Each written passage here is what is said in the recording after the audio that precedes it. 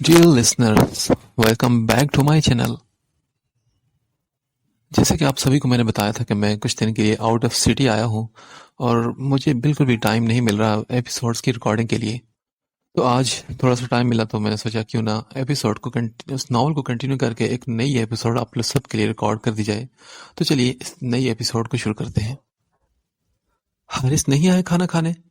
हदीस साहब ने हारिस की गैर मौजूदगी पर पूछा तो हादिया बेगम ने उन्हें देखा। अपने रूम में है वो, मैंने कहा था कि आए खाना खा ले मगर वो नहीं आए। हादिया बेगम हानिया को खाना खिलाती हुई बोली थी। मैं लेकर आऊं चाचू को? बहजाद उठा तो हानिया भी उससे पहले ही उठ गई। नहीं, मैं लेकर आती हूँ अपने डैड को। वो अपनी मॉम को देखते बोली। नहीं, तुम दोनों बैठो खाना खाओ, मैं खुद जाकर लेकर आता हूँ। हदीस सब ये कहकर उठ खड़े हुए तो वो दोनों एक दूसरे की नकल उतारते बैठ गए। नक्शड़ी कहीं की। बहजाद मुंह बनाकर बड़बड़ाया तो हानिया ने उसे घूरा था। मॉम इससे कहे ना कि ये चू चू ना करे, जोर से बोले ताकि मैं भी सुनूं, डरपोक कहीं का। वो अपनी छोटी सी नाक पर गुस्सा सजाकर बोली तो बहजाद ने मजीद चिढ़ाने वाली मुस्कुराहट पास की। बड़ी मॉम, बेरी को कहे ना कि वरना मैं ये फोर्क उसके सर पर दे मारूंगी। वो हादी और नाजिया बेगम को देखती चिल्लाई तो दोनों ने बहजाद को घूरा था। बहजाद सुधर जाओ तुम। नाजिया बेगम उसे झड़कती हुई घूरने लगी तो वो हंस पड़ा। तुम खाना क्यों नहीं खा रहे हारिस?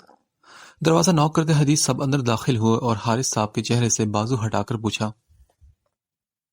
भाई, मेरा मूड नहीं और मुझे सोना है। हारिस साहब ने उनके हाथ झटकते हुए कहा। यार हारिस, क्यों जिद करने लगे हो? हम तुम्हें यहाँ अच्छा कारोबार सेट कर देंगे ना, तुम एक बार लौट आओ हमारे पास। वो बेबसी से बोले। अच्छा, हर बार आपका फैसला नहीं चलेगा भाई साहब, ये मेरी जिंदगी है और अगर आपको हमें सपोर्ट करना है तो करें, वरना हमें हमारे हाल पर छोड़ दें। वो उनकी आंखों में देखकर मजबूत इरादे से बोले थे।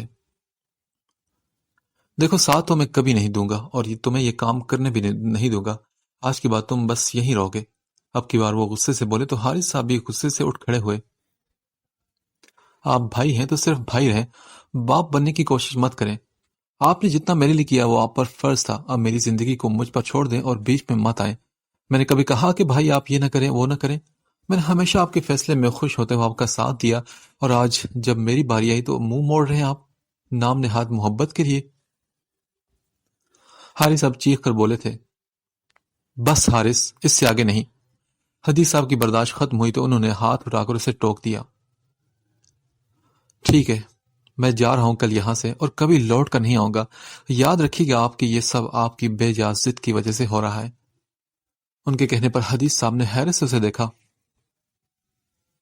तो क्या तुम कभी लौट कर नहीं आओगे? सही। अगर तुमने इस घर की दहलीज से कदम बाहर निकाला तो समझ जाना कि मर गया तुम्हारा भाई। हदीस साहब गुस्से से गुर्राए तो हारिस ने सर झटका, जबकि नाजिया और हादिया दरवाजे पर खड़ी दोनों भाइयों की बहस और तकरार देख रही थी। इतनी मोहब्बत थी दोनों में कि खानदान उनकी मोहब्बत की मिसाल देता था और आज भाई ही एक दूसरे पर चीख रहे थे। ठीक है भाई साहब, मुझे अपना हिस्सा चाहिए जायदाद में और वो भी आज के आज, अभी इसी वक्त। हारिस साहब की बात पर हदीस साहब को शदीद झटका लगा और वो बेयकीनी से उसके मुतालबे को सुनने लगे। हारिस, ये क्या कह रहे हैं आप होश में तो हैं? हादिया बेगम खौफजदा होती अपने दिल पर हाथ रखकर बोली थी। तुम चुप रहो, बीच में मत बोलो, हमेशा बीच में टांग उड़ाती हो। हारिस साहब उस पर धाड़ कर बोले तो वो सहम कर पीछे हो गई। तभी हदीस साहब ने अपने दिल पर पत्थर रखते पूछा। हिस्सा? कौन सा हिस्सा? क्या मतलब भाई, कौन सा हिस्सा? जायदाद का हिस्सा मेरा है, दे मुझे। हारिस साहब उलझ कर बोले तो उन्होंने कहा। तुम भूल रहे हो हारिस कि यह जायदाद हमारे माँ या बाप की तरफ से नहीं मिली हमें, ये मैंने खुद पाई पाई करके जोड़ी है। वो उसकी आंखों में देखते बोले क्योंकि वो जानते थे कि हिस्सा लेकर किन कामों में लगाने वाला है उनका भाई और वह जानबूझकर उसे ऐसी राह में नहीं धकेलेंगे। ये क्या कह रहे हैं हदीद आप? नाजिया बेगम ने हारिस की सुर्ख रंगत देखते अपने शोहर का बाजू थमा जिन्होंने उसे खामोश रहने का कहा। मैं ठीक कह रहा हूं नाजिया, कोई हिस्सा नहीं इसका मेरी जायदाद में और ना ही मैं कोई हिस्सा दूंगा। अगर तुमने जाना है हारिस तो जाओ, पर एक बात बता रहा हूं कि तुम्हें कि बुराई हमेशा बुराई रहती है, इससे अच्छे की तवक्को मत रखना क्योंकि इसका अंजाम भी बुरा होता है हारिस। वो ये कहकर मुंह मोड़कर कमरे से निकल गए और उनके पीछे नाजिया बेगम भी निकल गई। बहजाद हानिया को खाना खिलाकर गार्डन में ले गया था। हारिस, ये क्यों कर रहे हैं आप ये सब? क्या नहीं दिया आपको भाई ने? ہر سہولت دی، اعلیٰ تعلیم سے لے کر گاڑی، انگلینڈ میں مہنگا ترین گھر، آپ کے گھر کے کھانے پینے سے لے کر میری اور ہنی کی شاپنگ تک کا خرچہ وہی دیتے ہیں۔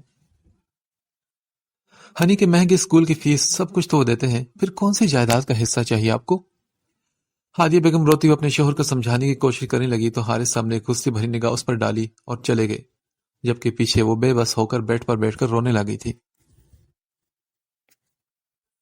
حدید، یہ کیا ہو رہا ہے گھر میں؟ کیا آپ مجھے کچھ بتانا پسند کریں گے؟ نازیہ بیگم ناراض ہو کر ان کے پاس آتی، ان کے سر تھام کر بیٹھنے پر پوچھنے لگی تو حدید صاحب نے اپنی بھیگی آنکھیں اٹھائی تو وہ دل تھام کر رہ گئی۔ حدید، آپ رو کیوں رہے ہیں؟ کیا ہو رہا ہے؟ مجھے کچھ سمجھ کیوں نہیں آ رہا؟ کل تو آپ نے کہا تھا کہ اسے صرف ڈانٹا ہے اور آج وہ جائیداد میں حصہ مانگ رہا ہے۔ وہ پریشان سی ہو کر بولی تو حدید صاحب نے اپنی آنکھیں پہنچ کر بند دروازے کو دیکھا۔ نازیہ، وہ چاہتا ہے کہ میں اسے سپورٹ کروں۔ سپورٹ؟ لیکن کیسی سپورٹ؟ وہ چاہتا ہے کہ میں غیر قانونی طور پر اسلحہ یہاں سے نکالنے میں مکمل سپورٹ کر کے انہیں دنیا کی نظروں سے چھپا کر رکھوں، اندرونی طور پر اپنی پاورز کا استعمال کر کے انہیں بحری رستے سے مال لے جانے میں مدد دوں، مطلب کہ اپنے ملک سے غداری کر کے ان غریبوں کی ووٹوں اور ان کی امید اور آس کو اپنے بھائی کی لالچ اور ہوس کی نظر کر دوں، پھر وہ مجھے اچھا بھائی مانے گا اور لوٹ کر میرے پاس آئے گا۔ وہ تلخ لہجے میں کہتے ہوئے قالین کو گھو رہے تھے اور نازیہ بیگم تو یہ بات سن کر حیران رہ گئی تھی۔ اور یہی حال دروازے کے باہر کھڑی ہادیہ کا بھی تھا۔ اسے خود کو اپنے بے جان ہوتے وجود کو سنبھالنا مشکل ہو گیا تھا اور وہ اس سے زیادہ سننے کی ہمت نہیں رکھتی تھی، اسی لیے دیوار کا سہارا لیتی اپنے روم میں آئی اور گھٹا گھٹ پانی کا گلاس خالی کر گئی۔ یہ حارث، یہ کیا کر رہے ہیں آپ؟ وہ بڑبڑاتی ہوئی اپنی بے ترتیب دھڑکنوں کو سنبھالتی بیڈ پر بیٹھی اور پھوٹ پھوٹ کر اپنی معصوم بچی کا سوچ کر رونے لگی۔ کیا یہ سب حارث نے خود کہا ہے آپ سے؟ نازیہ بیگم کی آواز کسی دور کھائی سے آتی محسوس ہوئی تھی۔ حدید صاحب نے ان کے چہرے کو دیکھتے ہوئے سر ہلایا۔ نہیں حدید، آپ کو خدا کی قسم اپنے بھائی کی محبت میں مجبور ہو کر یہ قدم آپ نہیں اٹھائیں گے۔ آپ کا خواب ہمیشہ سے خواب تھا کہ کچھ بن کر اپنے اور اس ملک میں بسنے والے غریب لوگوں کے لیے کچھ کرنے کا، اور اب جب یہ خواب پورا ہونے کے والا ہے تو آپ یہ سب بالکل نہیں کریں گے، پلیز۔ نازیہ بیگم نے ان کے ہاتھوں پر دباؤ دیتے ہوئے ہمت دی تو وہ زخمی سا مسکرا دیے۔ اپنے خواب کی وجہ سے نہیں نازیہ، میں ویسے بھی اسے یہ سب نہیں کرنے دوں گا، انہوں نے نفرت سے کہا۔ لیکن وہ تو جانے کی بات کر رہا ہے۔ ہاں، جانے دو اسے، جب ہوش ٹھکانے آئیں گے اور اپنے غلط قدم کا احساس ہوگا تو خود ہی لوٹ کر آئے گا، انہوں نے تھک کر کہتے ہوئے سر ہاتھوں پر گرا لیا تھا اور نازیہ بیگم نے افسوس سے ان کے بازو پر ہاتھ رکھ کر انہیں حوصلہ دیا۔ میں آپ کے ہر فیصلے میں آپ کے ساتھ ہوں، خود کو کبھی اکیلا مت سمجھیے گا، آپ میرا بیٹا بھی آپ کے ساتھ ہے۔ بہزاد کا معصوم چہرہ نظروں کے سامنے آنے پر وہ مسکرا دیے تھے۔ تم پاکستان سے بات کر رہے ہو فواد؟ اپنے موبائل پر پاکستان کا نمبر دیکھ کر وہ حیرت سے بولے۔ حارث صاحب گھر سے ناراض ہو کر یہاں کراچی کے ایک ہوٹل میں بیٹھے تھے اور انہوں نے فواد کو ساری صورتحال سے آگاہ کرنا چاہا، مگر اس سے پہلے ہی فواد کی کال آ گئی تھی۔ ہاں یار، تمہیں سرپرائز دینا تھا، یہ بتاؤ کہ کہاں ہو تم؟ فواد صاحب مسکراتے ہوئے بولے اور اپنے ساتھی کو دیکھا۔ میں تمہیں ایڈریس سینڈ کر رہا ہوں فواد، تم وہاں آ جاؤ۔ اوکے سن کر کال ڈسکنیکٹ کی اور بیڈ پر پریشان سے بیٹھ کے کہ اب اسے کیا جواب دیں گے۔ کتنے خوش تھے دونوں سوچ کر کے کتنا کمائیں گے، چند سالوں میں وہ امیر ترین ہو جائیں گے، پر سارے کیے کرائے پر اس کے بھائی نے پانی پھیر دیا۔ سارے خوابوں کو تعبیر دیے بغیر اپنے پاؤں تلے کچل دیا اور اسے اس کی اوقات بتا دی کہ تمہارا تو کچھ بھی نہیں اس کی جائیداد میں۔ یہاں تک اس کی بیوی بھی اس کا نہیں سوچ رہی تھی کہ وہ یہ سب کس کے لیے کر رہا ہے۔ اگر کہہ دیتی مانگ لیتی حصہ تو کیا جاتا اس کا۔ وہ اب انہیں سوچوں میں گم تھے کہ کچھ ہی دیر بعد دروازے پر دستک ہوئی۔ انہوں نے اٹھ کر دروازہ کھولا تو سامنے ہی فواد کو پایا۔ ارے خوش آمدید تو کہو اپنے ملک میں، فواد نے شرارت سے مسکرا کر کہا تو وہ پھیکا سے مسکرا دیا اور اسے ویلکم کہتے ہوئے اپنے گلے سے لگا لیا۔ ہاں یار، اندر آؤ نا تم۔ حارث صاحب مسکراتے اسے لے کر اندر داخل ہوئے۔ اب آ بھی جاؤ، کیا تم نے باہر رہنا ہے؟ فواد نے بھی اندر داخل ہوتے مسکرا کر دروازے کی طرف دیکھتے ہوئے کہا تو حارث نے ناسمجھی سے دیکھا۔ کون ہے وہاں پر؟ کوئی اور بھی ہے کیا؟ اس نے ابھی یہ پوچھا ہی تھا کہ اندر ایک لمبا چوڑا سرخ اور سفید رنگت والا انگریز داخل ہوا۔ یہ کون ہے فواد؟ یہ براک ڈینیل ہے، ہمارے بزنس کا تھرڈ پارٹنر۔ فواد صاحب مسکرا کر بولے تو براک ڈینیل دروازہ بند کرتے اندر آیا اور حارث صاحب سے ہاتھ ملایا۔ حارث نے انہیں بیٹھنے کا کہا۔ حارث تم ابھی تو خوش تھے، پھر کیا ہوا تمہیں؟ فواد نے ان کے چہرے کی طرف تاثرات جانتے ہوئے پوچھا تھا۔ شاید مجھ سے مل کر اچھا نہ لگا ہو انہیں، براک ڈینیل نے کہا تو حارث صاحب نے فوراً انکار کیا۔ نہیں نہیں، ایسی کوئی بات نہیں، بلکہ مجھے تو آپ سے مل کر بہت خوشی ہوئی، بہت تعریف کرتا تھا فواد آپ کی۔ وہ زبردستی کی مسکراہٹ چہرے پر سجا کر بولا، ارے یار مذاق کر رہا تھا، اٹس اوکے۔ براک ڈینیل ان کی شرمندگی پر ہنس پڑا تھا۔ حارث کوئی پرابلم ہے کیا؟ فواد ان کی بات پر مطمئن نہ ہوا تو پوچھنے لگا تو حارث پہلو بدل کر رہ گیا۔ تم دونوں پہلے مجھے بتا دیتے، میں پک کرنے آ جاتا اور اچھے سے ویلکم بھی کرتا۔ ہادی کو نہیں لائے ساتھ؟ حارث اس کی بات نظر انداز کرتا پوچھنے لگا تو فواد معنی خیزی سے مسکرایا۔ یار اتنے پیسے کہاں سے لاتے، جہاز سے اڑ کے لاتے؟ یہ تمہاری قسمت ہے کہ ادھر کہا بھائی پاکستان آنا ہے اور ادھر اکاؤنٹ میں پیسے پہنچ گئے۔ ہم تو یار غریب لوگ ہیں، ایک وقت کھانے اور دوسرا وقت منہ دیکھنے والے۔ وہ ہنسے تو حارث صاحب نے غور سے دونوں کا چہرہ دیکھا۔ براق کے لبوں پر مسکراہٹ تھی اور فواد ہنس رہا تھا، شاید اپنی غربت کا مذاق اڑا رہا تھا۔ تو پھر کیا تم لوگ غائب ہو کر آئے ہو؟ ٹھیک سے بتاؤ نا، کیسے پہنچے پاکستان؟ حارث صاحب نے غصے سے چڑھ کر کہا۔ ارے یار بارڈر کی صورتحال تو دیکھیے نا، کتنی سخت سیکیورٹی ہے، جب تک کوئی ملک کا غدار ساتھ نہ دے تو بارڈر کراس کرنا ناممکن ہے۔ ہم تو سمندری رستے سے آئے ہیں، براؤ کے دوست کی شپ میں، اور ہادی کو اس کی گرینڈ مدر کے پاس چھوڑا ہے۔ فواد کے بتانے پر انہیں جھٹکا لگا۔ کیا مطلب یار، نیوی فورس سے کیسے بچے تم؟ اوف یار اس کا تو مت پوچھو تم۔ فواد نے منہ بنایا تو پہلی بار براک نے کہکا لگایا۔ جم کر یہاں پہنچے ہیں بھائی، اور 2 دن تو میرا بخار سے برا حال تھا۔ فواد نے چرچری لے کر بتایا تو وہ چڑ گئے۔ یار فواد کیا قسطوں میں تم ساری بات بتا رہے ہو، ٹھیک سے بتاؤ نہ ہوا کیا؟ اچھا ٹھیک ہے بتاتے ہیں۔ ایسا ہے کہ یار ہم 1000 برف کی پیٹیوں میں دب کر آئے ہیں۔ یہ تو شکر تھا کہ اس کے دوست کو ذرا رحم آیا اور پیٹی میں ڈالنے سے پہلے ہاٹ کوٹس پہنا دیے اور پورا جسم پے کر دیا، ورنہ ہماری لاشیں یہاں تھی۔ پاکستان آنا مطلب موت سے کھیلنا ہے نا، تم جانتے ہو۔ ان کی حالت کا اندازہ لگاتے ہوئے حارث کا بھی کہکا گونجا تھا۔ تم نے کہا 2 دن، کیا 2 دن پہلے تم یہاں پہنچ گئے تھے؟ ہاں بالکل، پھر ہم ایک دوست کے پاس رکے تھے کہ چلنے پھرنے کے قابل تو بن جائیں۔ براک نے جواب دی تو حارث صاحب نے سر ہلایا۔ اچھا ہماری تو ہوگی، اب تو بتا کہ حارث تو یہاں کیوں رکا ہے؟ میں تو تیرے گھر پہنچ رہا تھا تیرے بھائی سے ملنے کے لیے۔ فواد نے باتوں کا رخ اس کی طرف موڑا تو حارث گہری سانس لے کر رہ گیا۔ کچھ نہیں یار، بس ایسے ہی۔ حارث نے ٹال مٹول سے کام لیا پر فواد کے سامنے اس کی ایک نہ چلی۔ دیکھ حارث، جس طرح کا اب ہم اپنا ریلیشن بنانے والے ہیں اس میں ٹال مٹول تو نہیں چلے گی میرے بھائی، کھل کر بات کر، ہوا کیا ہے؟ تیرا چہرہ بھی اترا ہوا اور لگ رہا ہے، اور تو بیزار بھی ہے، جیسے تجھے ہمارا آنا پسند نہیں آیا ہو۔ کیا بکواس کرے فواد، ایسی کوئی بات نہیں، کہا نا میں نے۔ اس نے غصے سے جھڑکا تو فواد بولا، ہاں تو پھر شیئر کرو نا اپنی پریشانی کی وجہ۔ براک نے بھی پوچھا تو وہ بتانے پر راضی ہو گیا، اور ویسے بھی فواد کو خوش فہمی سے نکالنا تھا کہ ہم کوئی بزنس سٹارٹ کرنے والے ہیں۔ فواد، خواب کی تعبیر امیر لوگ کرتے ہیں، ہم جیسے دوسروں کے ٹکڑوں پر پلنے والے بھکاری نہیں۔ وہ تلخ لہجے میں بولا تو دونوں نے چونک کر ایک دوسرے کو دیکھا۔ کیا مطلب، کیا بات ہے، کیا کسی سے تیرا جھگڑا ہوا ہے کیا؟ فواد نے حیران ہوتے پوچھا۔ اس کی ساری حصے بیدار ہو چکی تھی، اس کی اور براک کی نظریں حارث کے چہرے پر ٹکی ہوئی تھی۔ یار بھائی نے انکار کر دیا اس کام سے، اور نہ ہی مجھے کرنے دے رہے ہیں۔ اس نے دونوں کے سر پہ دھماکہ کیا تو وہ دونوں حیرت سے انہیں دیکھنے لگے۔ لیکن کیوں یار؟ حارث تم نے انہیں بتایا نہیں کہ کتنا فائدہ ہوگا ہمیں اس کام میں؟ فواد سب حیرت سے بولے تو وہ طنزیہ ہنس پڑا۔ بتایا تھا اسے، اور انہوں نے پھر بھی بری طرح منع کر دیا۔ وہ تھپڑ والی بات جان بوجھ کر چھپا گیا تھا۔ اچھا، اور تم مایوس ہو کر یہاں بیٹھ کے، حالانکہ تمہیں اس وقت اپنے گھر میں ہونا چاہیے تھا اور انہیں مختلف طریقوں سے کنونس کرنا چاہیے تھا۔ براک خاموشی سے سن رہا تھا اور فواد اس کے ہار کر بیٹھنے پر غصے سے بولا تھا۔ فواد تمہیں کیا لگتا ہے کہ میں نے انہیں کنونس نہیں کیا تھا؟ میں نے بہت، مگر آخر میں انہوں نے مجھے دھمکی دی کہ اگر میں نے ایسا سوچا یا اس پر عمل کرنے کی کوشش کی تو وہ مجھ سمیت تمہیں بھی جیل بھجوا دیں گے۔ حارث کی بات سن کر فواد کا تو منہ کھلے کا کھلا رہ گیا۔ تم نے تو کہا تھا کہ تمہارا بھائی ضرور مانے گا، تمہاری بات تو خود الٹا ہمارے گلے میں ہڈی کی طرف پھنس گیا یار وہ تو۔ فواد نے طنز کیا تو حارث سے گھورا۔ فواد وہ مان جاتے اگر کوئی کام غیر قانونی نہ ہوتا تو انہوں نے تو یہ بھی کہا کہ انگلینڈ سے اب واپس آ جاؤ تو میں یہاں اچھا سا کاروبار سیٹ کر دوں گا۔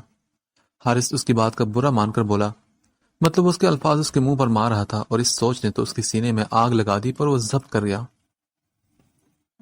دیکھو حارث، غیر قانونی کچھ بھی نہیں جو تمہارا بھائی تمہیں کہہ رہا ہے، یہ صرف ساتھ نہ دینے کا بہانہ ہے، ورنہ تو خوابوں کی اہمیت انسان ہی جانتا ہے کہ جو خواب بھی دیکھ لیا جائے وہ جب آنکھوں سے مقصد کی راہ بنے تو وہ ناجائز نہیں بلکہ جائز کہلائے گا، اور یہ ہم تینوں کا خواب ہے کہ ہم امیر بنیں اور اپنے خوابوں کی تعبیر اپنی کمائی سے کریں۔ اب اگر دنیا موقع نہیں دے رہی تو قسمت ساتھ نہیں دے رہی تو یہی رستہ باقی بچا ہے، اور جو آخری رستہ بچے اسے ناجائز نہیں بلکہ آخری بازی کہتے ہیں، اور آخری بازی پہ زندگی تک داؤ پر لگا دی جاتی ہے۔ براک ڈینیل اسے سمجھانے لگا تو دونوں غور سے سننے لگے۔ پر براک، یہ میرا بھائی نہیں سمجھ رہا، اب اگر اسے فورس کیا تو وہ مجھ سے جڑے ہر رشتے کو بھلا کر ہم دونوں کو سلاخوں کے پیچھے پھینک دیں گے۔ ان کی نظر میں ان کے وطن کا غدار ہوں اور گناہ کا کام کرنا چاہتا ہوں۔ وہ مٹھیاں بیچ کر بولا، ورنہ تو اسے براک کی دلیل نے کافی متاثر کیا تھا۔ یار، ہم کون سا بلاسٹ وغیرہ یا خون خرابہ کر رہے ہیں جو گناہ کر دیا؟ یہ تو ایک نارمل کام ہے جو آج کل سبھی کر رہے ہیں۔ فواد صاحب کا بس نہیں چل رہا تھا کہ وہ حدیث صاحب کے ہوش ٹھکانے لگا دیں۔ فواد، تم نہیں جانتے کہ ان کی محبت وطن کے لیے ہر ماہ بڑا سا فنڈ اپنے ملک کے غریبوں کو دے دیتے ہیں، اور ان کی سنتے ایسے ہیں جیسے اپنے بچوں کی سن رہے ہوں، اسی لیے تو وہ الیکشن جیتے ہیں۔ خود کو وطن کی مٹی کا سو کالڈ دوست سمجھتے ہیں وہ۔ اس کی باتوں پر ان دونوں کے چہروں پر مایوسی پھیل گئی تھی۔ چل پھر صحیح ہے کہ ہم خود ہی کچھ کرتے ہیں، چھوڑ اپنے بھائی کو تو۔ فواد نے سر جھٹک کر کہا تو حارث نے پوچھا، پر اس کام کے لیے تو پیسے چاہیے نا، شروع میں اس کا کیا کریں گے؟ کرتے ہیں کچھ۔ تو ایسا کر کے پھر اپنے بھائی سے جائیداد میں حصہ مانگ لے، کیا اس کا بھی گناہ ہے؟ براک نے اس کے چہرے پر پھر سے مایوس کن تاثرات دیکھتے ہوئے پوچھا تھا۔ وہ بھی مانگا تھا براک۔ پھر کیا ہوا؟ وہ دونوں خوشی سے بولے تو اس نے کہا، بھائی نے کہا کہ یہ ہمارے باپ یا ماں کی جائیداد نہیں، بلکہ میں نے خود پائی جوڑی ہے، اور تم پر جتنا بھی خرچ کیا وہ بھی میرا تھا۔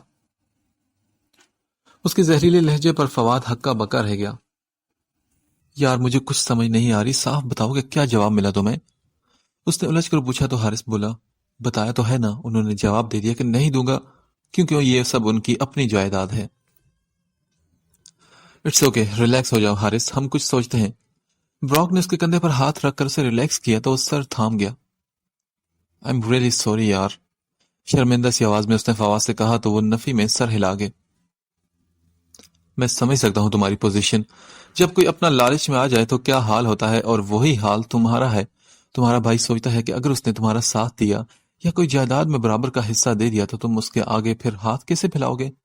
جس طرح وہ غریبوں کو بھیک دے کر خوش ہوتا ہے نا، تمہیں بھی بھائی کے بجائے ایک غریب ہی سمجھتا ہے، تبھی تو تمہیں ایک ساتھ جائیداد دینے کے لیے انکار کر دیا تاکہ تم اس کے ٹکڑوں پر پلتے رہو اور اس کے آگے کبھی سر نہ اٹھا سکو۔ حقیقت یہی ہے حدید خان کی۔ فواد نے حارث کے کان میں زہر ڈالا تھا۔ اس نے سر اٹھا کر حیرت سے دیکھا۔ دیکھ حارث، میں نے تمہیں ہمیشہ اپنا دوست نہیں بلکہ بھائی مانا ہے۔ میں تمہیں غلط راہ پر چلا کر یا گمراہ کر کے اپنے بھائی کے خلاف بھڑکا نہیں رہا۔ یہ حقیقت ہے کہ تمہارا بھائی چاہتا ہے، یہی ہے کہ تم جھکے رہو اس کے سامنے، وہ خاندان اور دنیا کی واہ واہ بٹورتا رہے۔ فواد نے اس کے کندھے پر ہاتھ رکھتے ہوئے کہا تو وہ حیرت سے اسے دیکھنے لگا۔ نہیں فواد، ایسا بالکل نہیں۔ اگر ایسا ہوتا تو وہ میری بیٹی سے کیسے اپنے بیٹے کا نکاح کرواتے؟ حارث کوئی دلیل دینے لگے، حالانکہ خونی رشتوں میں دلیل نہیں دی جاتی۔ اچھا، ایسا کیوں نہ کرتا تیرا بھائی؟ اگر اکیلے بھائی ہو اور یہ بھی ایک پلان ہوگا اس کا، تمہاری بیٹی تمہاری کمزوری ہے اور وہ تمہاری کمزوری ہی اپنے بیٹے کے نام کر گیا، ساری زندگی تمہاری کمزوری کو مجبور کر کے فائدہ اٹھائے گا اور تم کبھی اس کے سامنے آواز نہ اٹھا سکو گے۔ فواد کی بات پر حارث کا سانس رک گیا۔ نہیں، ایسا کیسے ہو سکتا ہے؟ اس کی آنکھوں کے سامنے کل کا واقعہ گھوم گیا جب بہزاد اپنے باپ سے اونچی آواز میں بات کرنے پر اس سے لڑ پڑا تھا۔ ایسا ہی ہے حارث، اگر ایسا نہ ہوتا تو وہ کبھی یہ نہ کہتا کہ جائیداد میری ہے، تمہارے مانگنے پر ہی وہ خوشی خوشی دے دیتا، پر نہیں، اس نے تو سیدھا سیدھا کہہ دیا کہ دولت اس کی ہے۔ اف، کیسا لالچی بھائی ہے تمہارا یار، مجھے تو تمہارے حال پر رحم آتا ہے۔ فواد نے افسوس سے کہتے ہوئے سامنے ٹیبل پر رکھا بیئر کا گلاس اٹھا کر منہ سے لگایا اور ایک گلاس براک کے نزدیک کیا تو اس نے فواد کی جانب دیکھتے ہوئے گلاس اٹھا لیا۔ اس کے دیکھنے پر فواد نے اسے آنکھوں کے اشارے سے مطمئن کیا تھا۔ پتہ ہے حارث، کچھ ایسا ہی میرے ساتھ بھی ہوا تھا۔ براک نے کافی دیر بعد لب کشائی کی تو حارث نے چونک کر اسے دیکھا، پھر بولا، کیسا مطلب، کیا ہوا تھا تمہارے ساتھ؟ یہی تمہارے والا سین، بھائی نے پراپرٹی سے حصہ دینے سے انکار کر دیا، اس نے بتاتے ہوئے گلاس منہ سے لگایا۔ تو پھر تم نے کیا کیا تھا پھر؟ حارث نے اس سے پوچھا تو وہ بولا، وہ مسلسل میرے ہر راستے میں رکاوٹ بن رہے تھے، مجھ سے میری گرل فرینڈ چھین رہے تھے، مجھے آگے پڑھنے نہ دیتے اور خود دن بدن ترقی کر رہے تھے، اور مجھے تب تک کچھ نہ ملتا جب تک میں ان کے سامنے ہاتھ نہ پھیلاتا کہ مجھے پیسوں کی ضرورت ہے۔ تبھی وہ پیسے دیتے اور پھر تھک ہار کر میں نے ایک فیصلہ کیا، بہت بڑا فیصلہ۔ وہ یہ بولا اور گلاس خالی کر کے اس میں مزید بیئر ڈالنے لگا۔ حارث بہت غور سے اس کی بات سن رہا تھا اور فواد خاموشی سے گھونٹ گھونٹ شراب پی رہا تھا۔ کیسا بڑا فیصلہ کیا تم نے؟ حارث نے تجسس سے پوچھا اور خود بھی پیک بنا کر منہ سے لگا لیا۔ ہاں حارث، میں نے یہ قصہ ختم کرنے کا فیصلہ کر لیا، میں نے ان کی زندگی کا قصہ ختم کرنے کا فیصلہ کر لیا تھا۔ حارث کی یہ بات سنتے ہی گلے میں پھندا لگ گیا تھا، کمرے کی فضا میں فواد کا کہکہ گونجا۔ حارث نے غصے سے فواد کی طرف دیکھا اور پھر مسکرا کر براق کی طرف مڑا۔ کیا پھر تم نے قصہ ختم کر دیا؟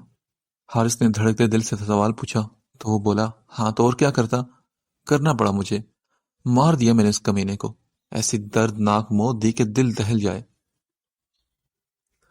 یہ سب کہتے ہوئے ایک نفسیاتی مریض لگ رہا تھا۔ حارث تو اس کی بات سن کر ہکا بکا رہ گیا۔ تو کیا تم پکڑے نہیں گئے، اور تمہارے بھائی کی دولت وہ کہاں گئی؟ اس نے کچھ بےتابی سے پوچھا تو وہ ہنس پڑا۔ ارے یار، ہونا کیا تھا، پولیس سے تو دوستوں نے بچا لیا پر دولت ہاتھ سے چھوٹ گئی۔ اس کے لہجے میں کچھ کھونے کا ملال تھا۔ کیسے؟ اس نے پہلو بدلا اور اس کی پریشانی والی حالت دونوں سے چھپی نہیں تھی۔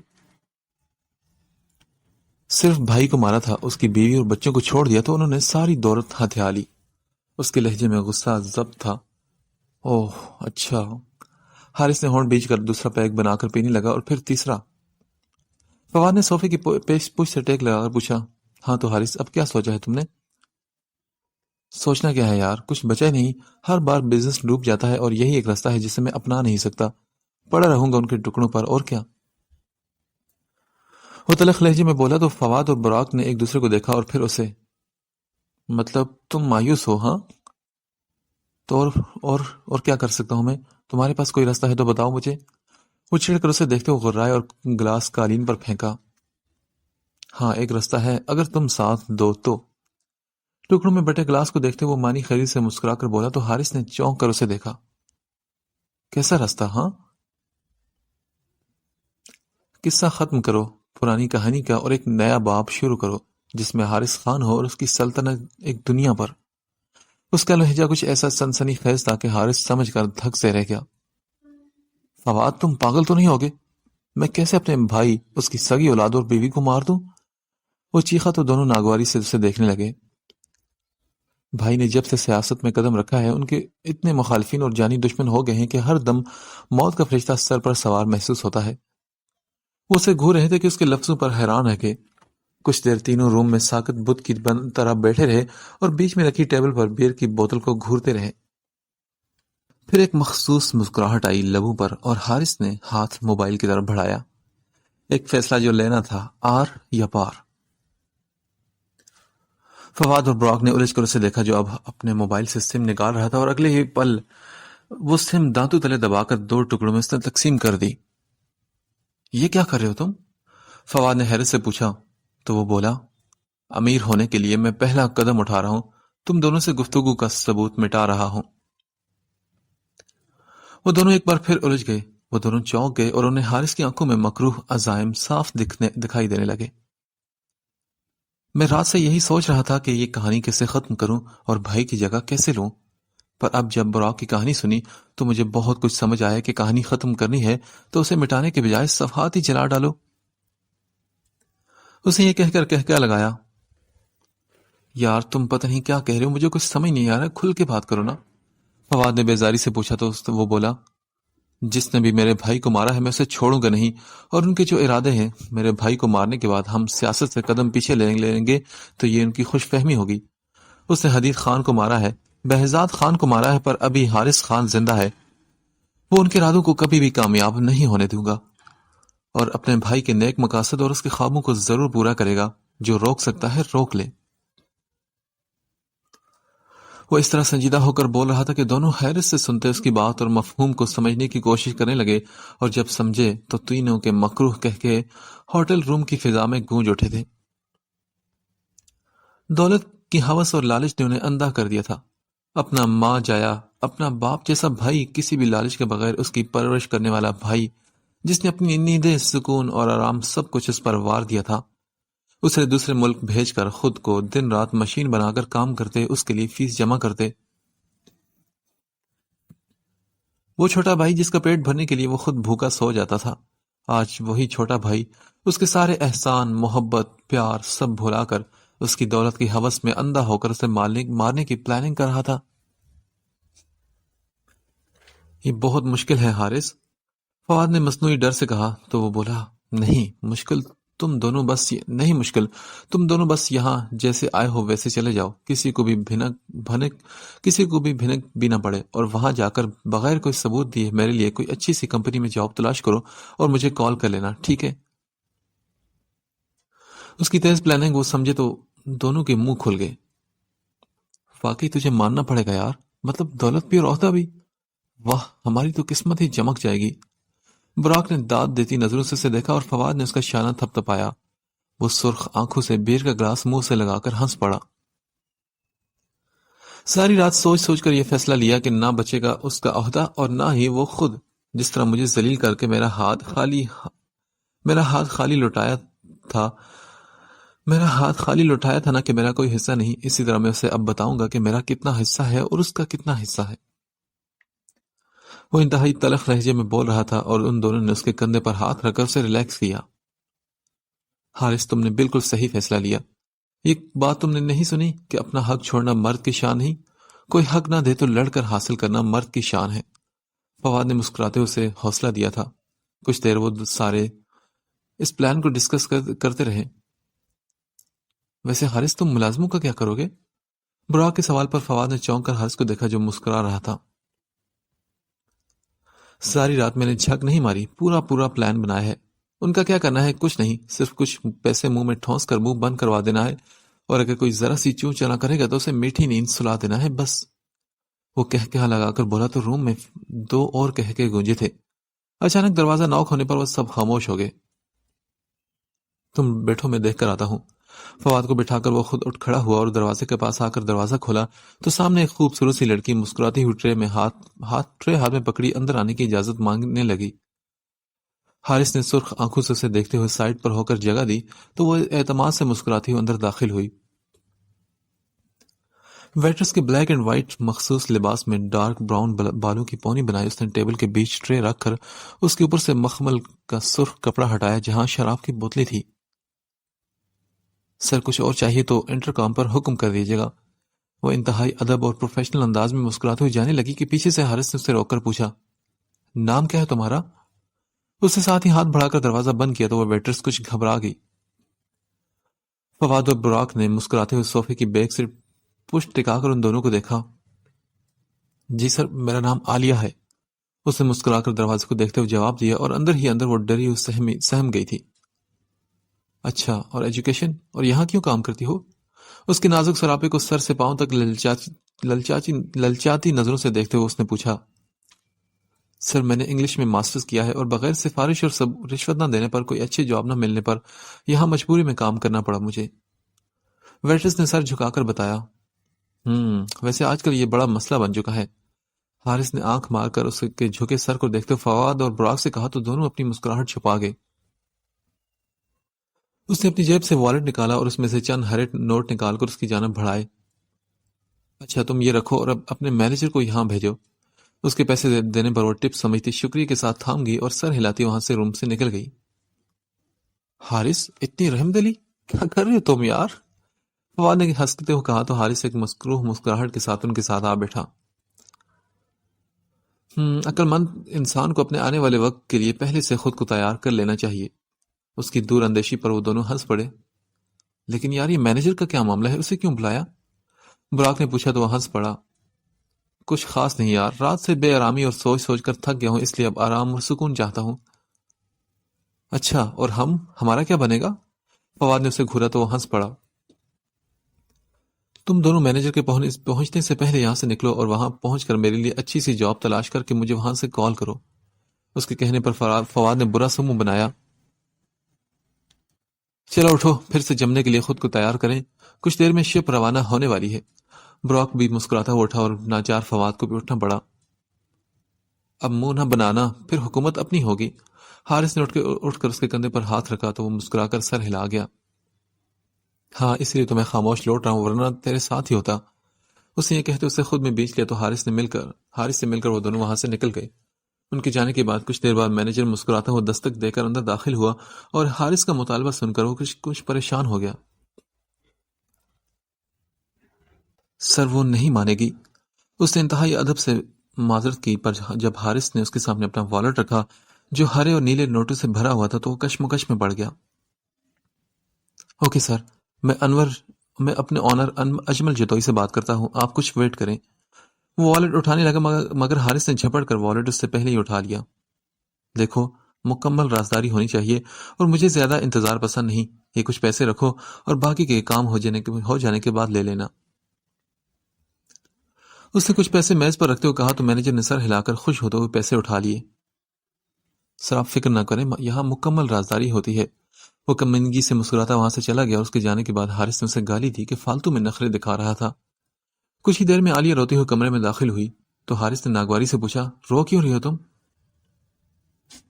سر پلیز مجھے معاف کر دیں سر، میں اپنے چھوٹے بھائیوں کے لیے کماتی ہوں، میں ایسی لڑکی ہرگز نہیں سر۔ وہ دونوں ہاتھوں میں چہرہ چھپا کر منت سماجت کرنے لگی جس کا سامنے والے پر ذرا بھی اثر نہ ہوا۔ تو پھر تم یہاں کیوں آئی؟ اچھی لڑکی ہوتی تو چلی جاتی گھر۔ اس نے انتہائی تنزیہ بھری نگاہوں سے اسے دیکھتے ہوئے کہا تو عالیہ نے ذرا کی نظریں اوپر اٹھائی اور پیچھے دروازے کو دیکھا۔ سر وہ مجھے بلیک میل کر رہا ہے اجمل جتوئی۔ سر اس نے چینج کرتے ہوئے میری ویڈیو بنا لی ہے اور اب وہ یہ کہتے ہوئے رو پڑی۔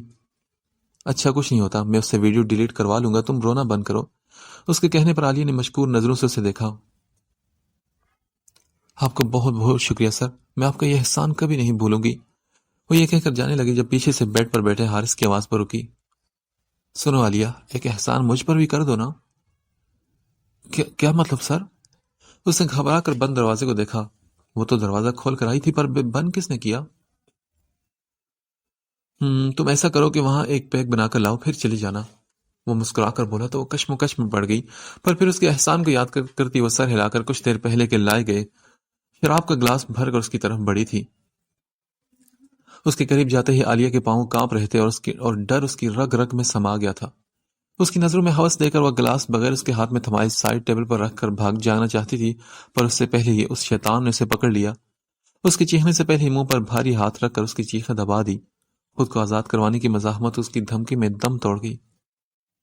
اگر تم نے ذرا سی بھی آواز نکالی تو وہ جو ویڈیو ایک ہے نا، وہ ہزاروں کی تعداد میں بن جائے گی اور ہر جگہ وائرل ہونے کے ساتھ ساتھ تمہارے بھائیوں کے پاس بھی پہنچا دی جائے گی کہ دیکھو اپنی بہن کی کمائی کا طریقہ۔ عالیہ بے بسی سے سسک اٹھی تھی۔ وہ درندہ اس سے نوچ کر اس کی عزت اور آبرو کو رونے لگا۔ اور ہاں، اب میں جب بھی چاہوں گا تم میری ایک کال پر دوڑی چلی آؤ گی، ورنہ یہ دیکھ رہی ہو نا، یہ تمہیں دنیا میں کہیں منہ دکھانے کے لائق نہیں چھوڑے گا، سوائے میری باہوں میں آنے کے تم سر نہیں اٹھا سکو گی۔ موبائل میں چلتی ریکارڈنگ ان ساکت اور ویران آنکھوں کے سامنے اس نے کی تھی۔ اس کے کانوں میں جیسے پگھلا ہوا سیسا ڈالا جا رہا تھا۔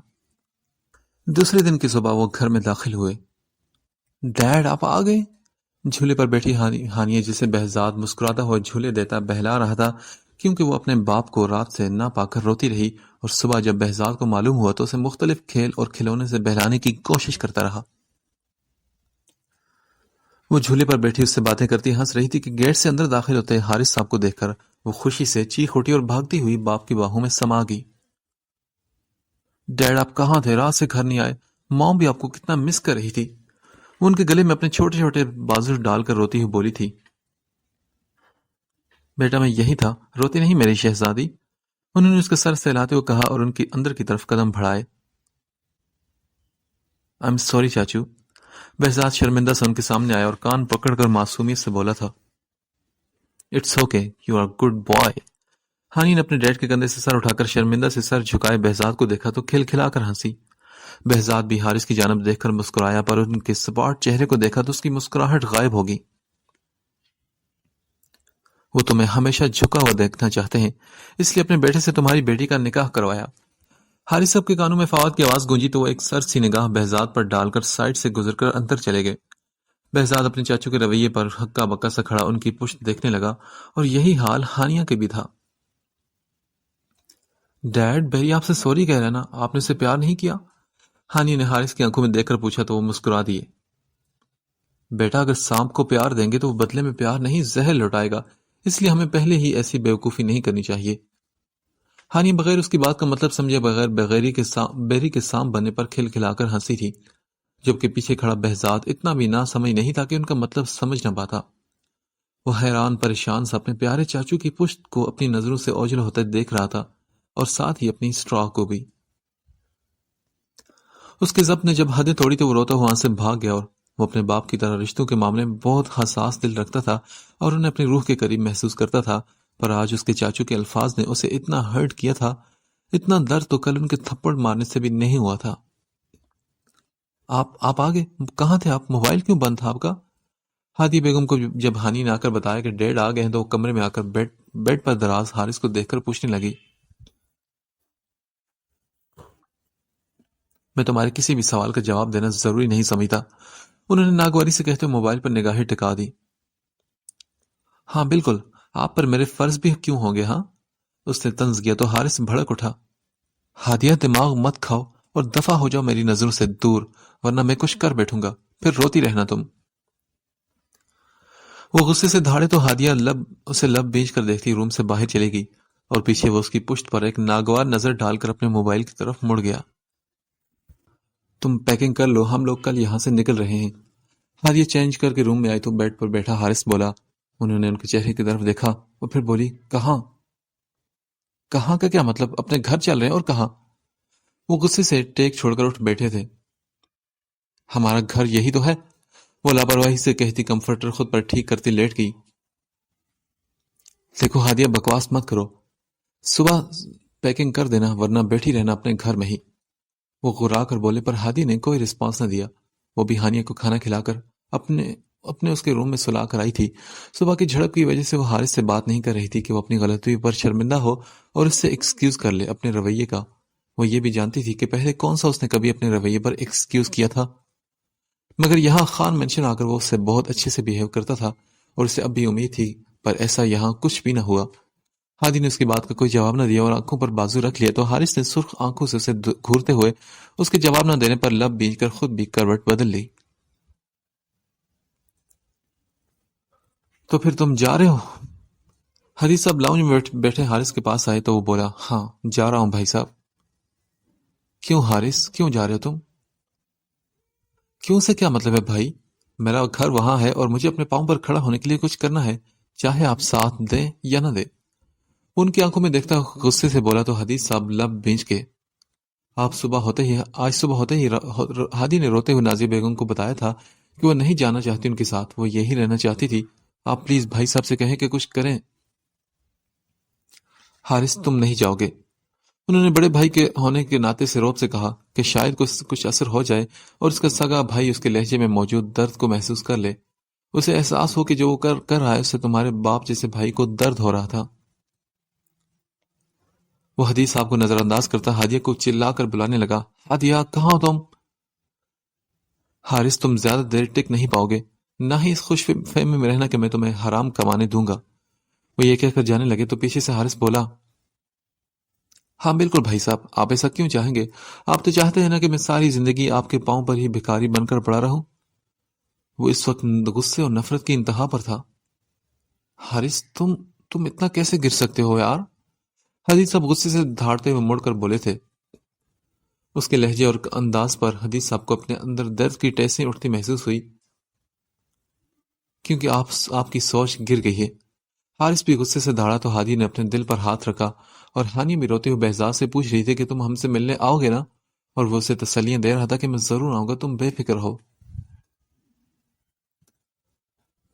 تم جاؤ حارث خان، مجھے یقین ہو چکا ہے کہ اب تم بڑے ہو چکے ہیں، تم اپنے پاؤں پر کھڑے رہ سکتے ہو، اس لیے تم جاؤ اب۔ اپنے اندر اٹھتے درد کو دباتے ہوئے حدیث صاف سرخ آنکھوں سے اس کی آنکھوں میں دیکھ کر کہتے وہاں سے چلے گئے۔ تبھی اس نے خاموش کھڑی ہادی سے کہا، چلو۔ نازیہ بیگم نے اپنے شوہر کو روم میں جاتے دیکھ کر روتی ہوئی بہن کو دیکھا تو حدیث صاحب آگے جا کر رک گئے، خود کو یقین دلانے کے لیے کہ ہاں واقعی وہ جا رہا ہے۔ اب وہ اس کا معصوم بھائی نہیں رہا، وہ بڑا ہو گیا تھا، وہ اب اپنا اچھا برا جان سکتا تھا۔ حارث اگر تم جانا چاہتے ہو تو تم جا سکتے ہو، میں نے کہہ دیا نا کہ میں نہیں جاؤں گی، میرا دل نہیں کرتا غیر ملک میں رہنے کا۔ ہادیہ خود کو مضبوط کرتی بولی تو حارث اسے گھور کر دیکھا۔ اگر تم آج میرے ساتھ نہیں جاؤ گی تو پھر ساری زندگی یہیں بیٹھی رہو گی، یہ یاد رکھنا۔ وہ چیخ کر اسے وارننگ دینے لگے تو ہادی نے نظریں جھکا دی کہ مجھے منظور ہے۔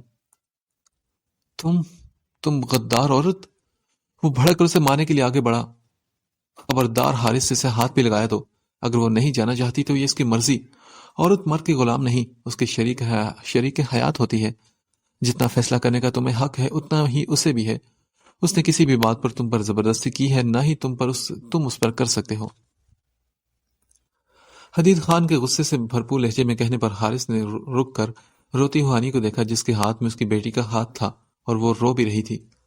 حدیث صاحب یہ فیصلہ قطعی نہ کرتے پر آج صبح ہی انہوں نے ہادیہ کو نازیہ بیگم سے روتے ہوئے یہ بتاتے سنا تھا کہ وہاں کوئی شرم و حیا اور پردہ نہیں، جسے چاہے اٹھا لاتے تھے اور اپنے گھر میں بٹھا دیتے کہ یہ میرا دوست ہے، اور مجھے ان کی خاطر توازوں میں کرنے کا کہتے تو ان کی ہوس بھری نگاہیں مجھ پر ہوتی، اور جو کبھی ان میں انکار کر کے روم میں لاک ہو جاتی تو اپنے دوست کی جانب کے بعد مجھے بری طرح پیٹتے تھے، جانوروں والا سلوک کرتے تھے میرے ساتھ۔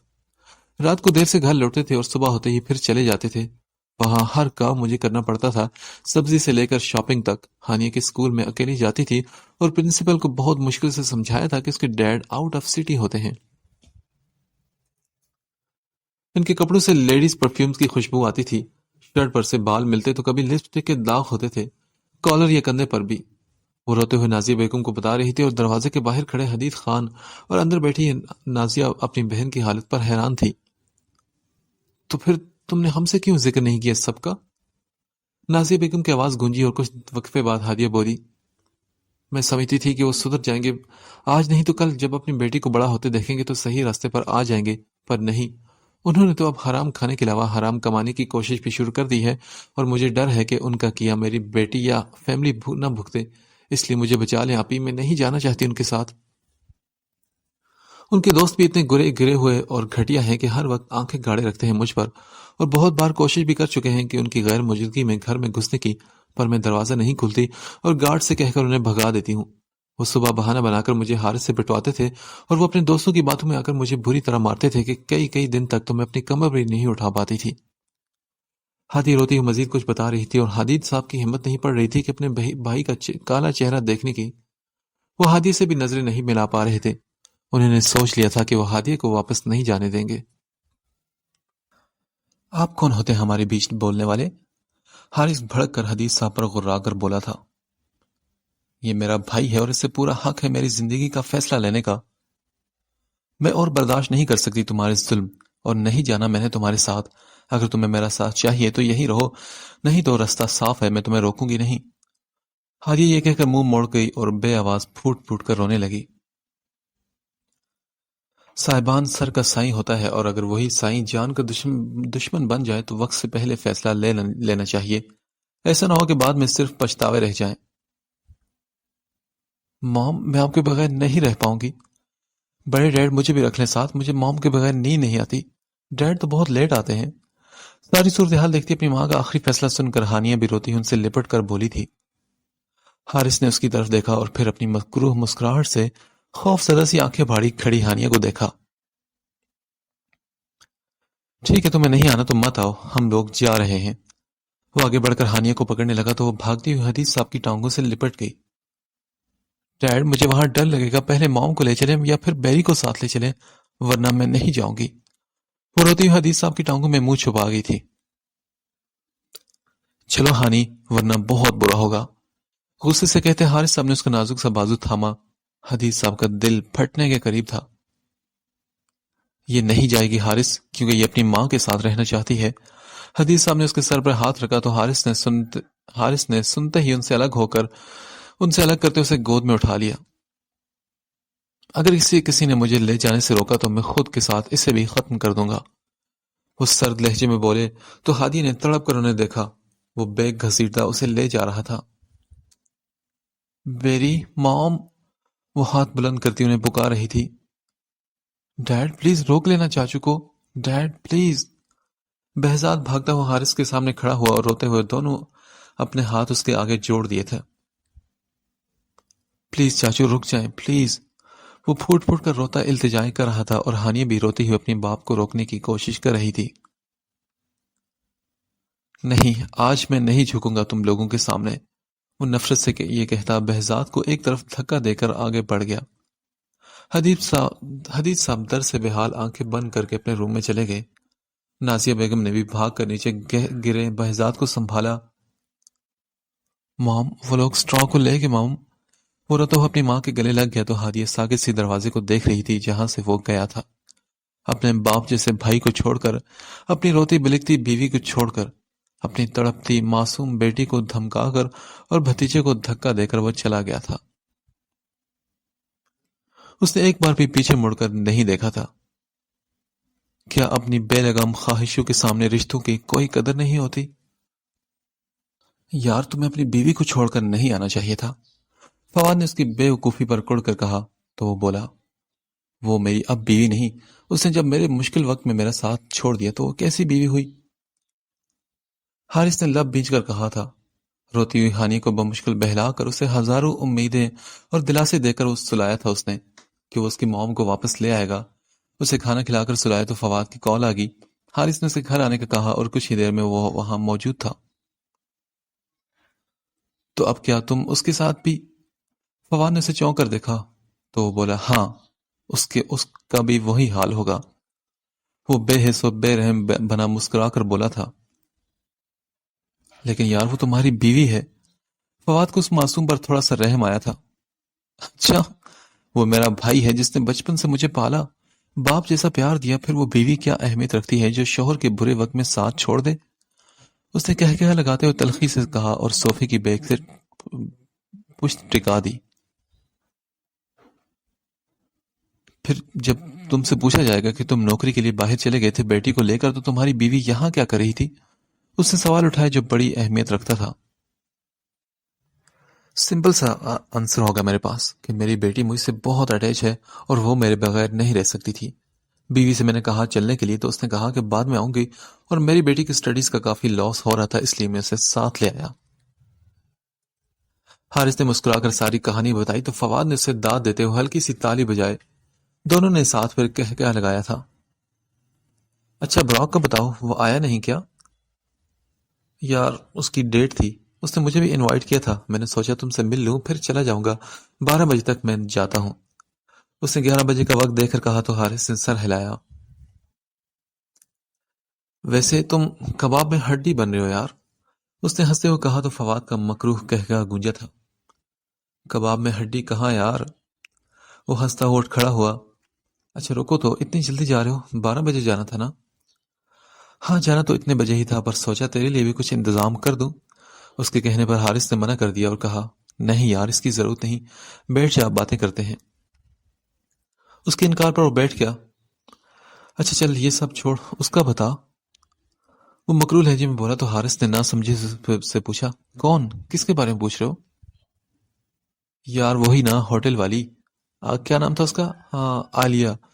یار کیا چیز تھی ویسے، پورے رستے میرے حواسوں پر سوار رہی کہ ٹھنڈے کا احساس بھی نہیں ہونے دیا۔ اس کے کہنے پر حارث کہہ لگانے پر مجبور ہو گیا تھا، جس طرح تیرے صرف دیکھنے سے حواسوں پر سوار تھی میرا اس سے برا حال تھا مت پوچھ پر یار۔ ڈرائنگ روم میں دونوں کے بلند و باگ کہہ گونجے تھے۔ ویسے گئی کہاں یہ تو بتا، اٹھا لائیں سالی کو، فواد پہلو بدل کر بیتابی سے بولا تو حارث نے ضبط سے مٹھیاں بھیجی۔ اس کمینے نے خودکشی کر لی ہے، غریب تھی اس لیے بچ گیا ورنہ آج پھانسی ہو جانی تھی مجھے۔ سنا تھا نیوز پر کہ صرف 2 بھائی تھے اس کے، جہان بڑا اور جہانگیر چھوٹا۔ حارث نے سنی سنائی معلومات اسے دی تو وہ ہاتھ ملتا رہ گیا۔ اچھا تو فکر مت کر، ایک بار یہ قصہ ختم ہونے دے، پھر اجمل جتوئی ہمارے ساتھ ہے اور اس کا کام ہی یہی ہے، لڑکیوں کو بلیک میل کر کے انہیں خاص آدمی تک پہنچانا اور ان کی راتیں رنگین کرنا۔ بے فکر رہو کہ اس باب کے ختم ہوتے ہی ایک نیا باب شروع ہوگا جس پر حارث خان کے دستخط ہوں گے، کبھی نہ ختم ہونے کے لیے۔ وہ آنے والے کل کی جیت سے سرشار ہو کر بولا تھا۔